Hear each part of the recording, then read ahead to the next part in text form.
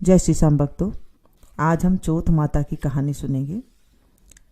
मंगशीर माह की कृष्ण पक्ष की चौथ को व्रत किया जाता है। वैसे तो हर महीने किया जाता है 13 की 13 चौथ।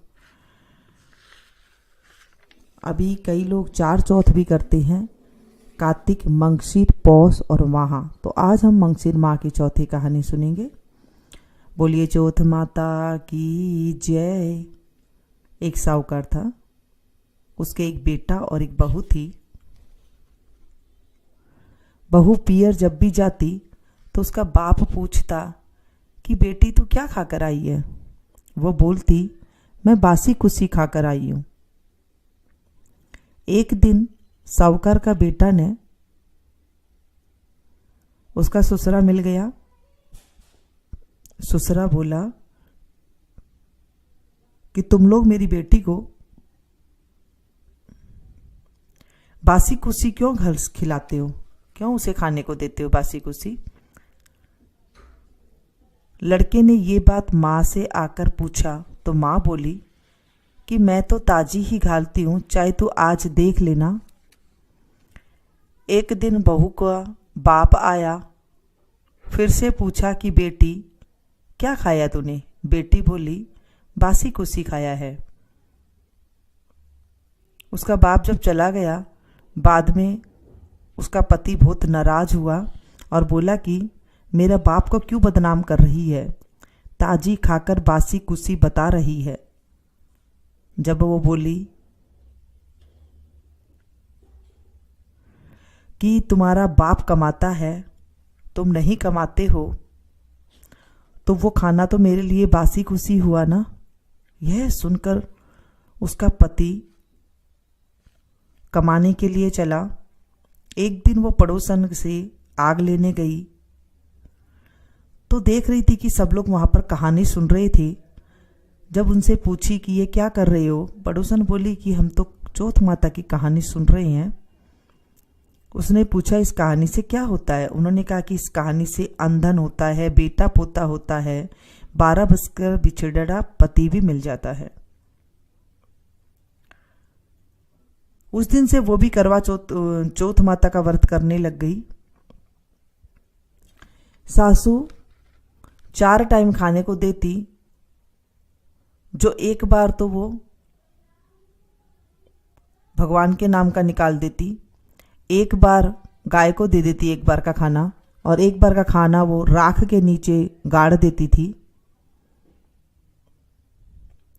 और एक बार को चांद को अर्घ देकर आप खा लेती थी। ऐसे ही चौथ करते करते 12 बरस हो गई।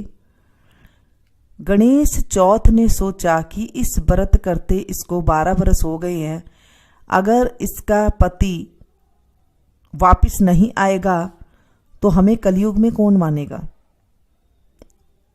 उस रात को चौथ माता ने पति से बोली कि तू अब घर जा, तेरी औरत तुझे याद कर रही है। वो बोला, मैं तो बहुत कमाने में उलझ गया हूं, कैसे जाऊंगा। चौथ माता बोली कि दिन उगने से पहले ही चौथ माता का नाम लेकर दोनों घोड़े मोड़कर बैठ जाना, तो देने वाला दे जाएंगे और लेने वाला ले जाएंगे। वो सवेरे उठकर ऐसे ही करा, सारा काम पूरा हो गया। घर आने लगा तो रास्ते में उसे एक बूढ़ा सांप दुख के मारे जल रहा था। तो उसने उसको छिचकारा सांप ने और बोला, मैं तेरे को खाऊंगा। वो बोला, मैं 12 बरस बाद घर को जा रहा हूं, मेरी माँ और मेरी औरत से मैं मिल लिया हूं, पीछे मुझे खा लेना। सांप बोला कि कैसे विश्वास करूं,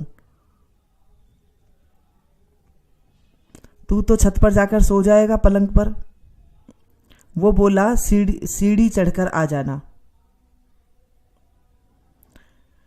इतना कहकर वो उदास होकर घर गया,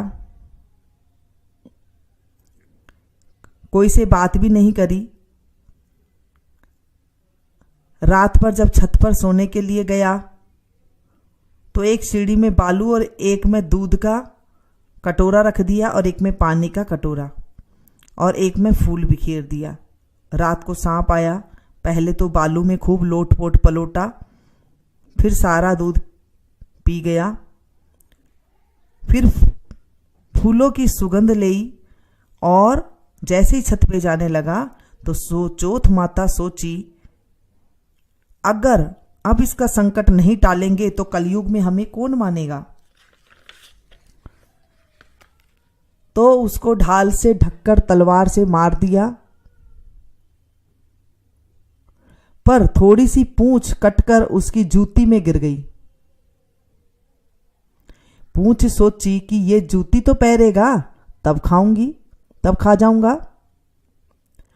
जब चींटी आपस में बात करने लग गई कि इसकी लुगाई, इसकी औरत हमें रोज चून घेरती है, आटा घेरती है, सो इसकी पति की रक्षा करनी चाहिए। सारी चींटियां लगकर पूंछ को थोती कर दी, उसे खाली कर दी, खा गई उसे। उससे उसका संकट टल गया। जब सवेरे उठने में देर हो गई तो मां सोची, मैं ऊपर जाकर देख के आऊं। जैसे ही जाने लगी तो सीढ़ी में खून देखकर चिल्लाई, सोची कि मेरा बेटा मर गया। बेटा आकर सारी बात बताई और मां ने पूछा कि मेरे नाम से कोई पुण्य व्रत करा था क्या। मां बोली, मैं तो कुछ भी नहीं करा, पर लुगाई बोली कि मैं बारू चौथ तुम्हारे नाम से करा था। मां बोली कि मैं तो व्रत करते हुए तुझे देखा ही नहीं, तुझे तो चारों वक्त रोटी खाती थी तू तो। बहू बोली, एक टाइम का मैं हथकार का निकालती थी, एक टाइम का मैं गाय को देती थी, एक टाइम का मैं राख में गाड़ देती थी मिट्टी के अंदर, और एक टाइम का मैं चांद को अर्घ देकर खाती थी। ब्राह्मणी की लड़की को बुलाकर पूछा तो वो बोली, हाँ मुझे देती थी। गाय से पूछा तो वो उन्हें साहूकारा भर दिया। राख को खोद कर देखा तो सोने की ईंट हो गई जो इसने रोटी रखी थी। सारी नगरी में उन्होंने हेला फिरा दिया। सबसे कहा कि पुरुष की औरत और बेटा की मां सबको ये व्रत करियो। दीदा गोड़ा आंख गोड़ा को धीरा सी, और सबको ये व्रत को करियो। हे चौथ माता, जैसे उसको सुहाग दिया वैसे सबको देना। कहते को, सुनते को, हुंकारा भरते को मेरे परिवार को देना और हमारी रक्षा करना। इसके बाद विनायक जी की कहानी सुनते हैं। गणेश जी महाराज एक सेठ जी के खेत में निकल रहे थे तो 12 दाना जौ का तोड़ लिया, नाच का तोड़ लिया। पीछे गणेश जी मन में विचार करने लगे कि ये तो मैंने सेठ जी की चोरी कर ली है। गणेश जी सेठ जी के 12 वर्ष नौकरी पर लग गया। एक दिन सेठानी नित्य कर्म करके हाथ धो रही थी राख से, तो गणेश जी सेठानी का हाथ मरोड़ कर राख को फेंक दी और बोला, माटी से हाथ धोवा दिया। सेठानी सेठ जी से बोली कि ऐसा कैसा नौकर रखा है जो नौकर की जात होकर के मेरा हाथ मरोड़ दिया। सेठ जी गणेशिया को बुलाकर बोला, तू सेठानी का हाथ क्यों मरोड़ा? तो वो बोला कि मैं तो एक काम की बात बताई है कि राख से हाथ धोने से कभी शुद्ध नहीं होते हैं। राख से हाथ धोने से घर की रिद्धि सिद्धि चली जाती है, माटी से हाथ धोने से घर में रिद्धि सिद्धि आती है। सेठ जी सोचा, गणेशिया है तो सियाना। थोड़े दिन बाद कुंभ का मेला आया तो सेठ जी बोला कि गणेशिया सेठानी को नुहा के लिया पानी के अंदर। गणेशिया ले गया। सेठानी किनारे पर बैठकर नहा रही थी तो गणेशिया ने आगे ले जाकर गोता खुआ दिया, डुबकी लगवा दी। घर आकर सेठानी सेठ जी से बोली कि गणेशिया ये काम करा है गणेशिया ने तो मेरी तो इज्जत ले ली। इतना आदमियों के बीच में मेरे को आगे आगे तक घसीट कर नुहा कर लेके आया है। गणेशिया को बुलाकर पूछा तो बुलाकर किनारा पर बैठकर छबल छबल करके नहा रही थी और सबके नहायड़ा जो नहाया हुआ पानी था उससे नहा रही थी।